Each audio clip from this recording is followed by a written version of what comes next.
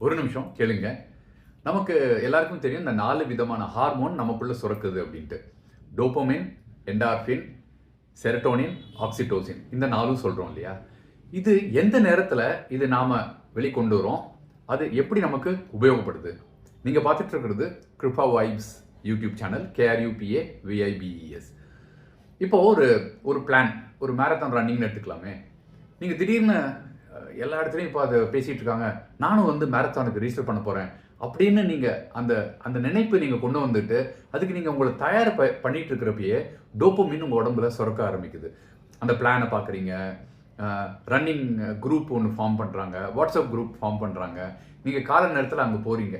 அந்த மாதிரியான ஒரு ஸ்டேஜில் நீங்கள் ரெடி பண்ணிட்டு இருக்கிறப்பயே உங்களுக்குள்ள அந்த டோபமின் சுரக்க ஆரம்பிக்குது.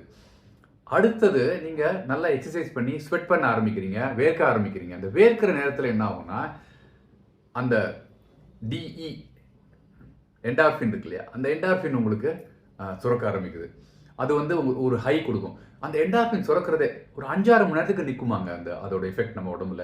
அதனால கால நேரத்தில் நீங்கள் வந்து இந்த மாதிரியான ரன்னிங் ஆக்டிவிட்டி பண்ணிட்டு வந்தீங்கன்னா, இல்லாட்டி ஒரு கேம் விளையாடுறது, ஏதாவது ஒரு ஃபிசிக்கல் ஆக்டிவிட்டி நீங்கள் பண்ணீங்க, ஒரு சைக்கிளிங் போகிறது, ஸ்விம்மிங் பண்ணுறது, ஒரு 5-6 மணி நேரத்துக்கு பார்த்தீங்கன்னா நல்லா சுறுசுறுப்பாக இருப்பீங்க. அது என்டார்ஃபின் உங்களுக்குள்ள வந்து சேருது. இதையே தொடர்ந்து ஒரு 1 மாதம் 2 மாதம் நீங்கள் பண்ணீங்கன்னா அடுத்த லெவல் வந்து செரட்டோனின். இது வந்து ஆன்டி டிப்ரெசன்ட்னு சொல்லுவாங்க. நீங்கள் மருந்து மாத்திரைகள்லாம் தேவையில்லைங்க. அது இல்லாமையே அதை விட ஜாஸ்தி இது உங்களுக்குள்ள சுரக்க ஆரம்பிக்கும். எப்பயுமே ஒரு சந்தோஷமான ஃபீலில் உங்களை நிறுத்தும் அது. அந்த செரட்டோனின் டிப்ரெஷன் எதுவுமே வராமல் இருக்கும். ஸோ இது வந்து 3வது.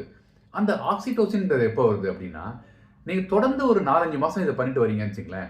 அப்போ உங்களையே பார்க்குறதுக்கு உங்களுக்கு ரொம்ப, அதாவது நல்லா ஃபிட்டாக தெரிவிங்க, உடல் இளைச்ச ஒரு ஃபீல் வரும், எக்ஸ்ட்ரா சதை இருந்ததெல்லாம் குறைஞ்ச மாதிரி இருக்கும்.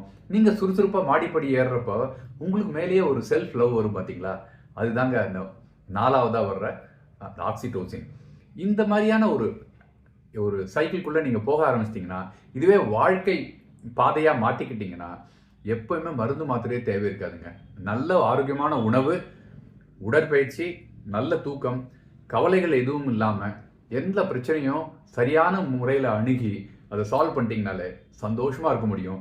பிறரையும் இந்த வட்டத்துக்குள்ளே உங்களால் கொண்டு வர முடியும். முயற்சி தான் செஞ்சு பாருங்களேன். Thank you so much. பாய் பாய்.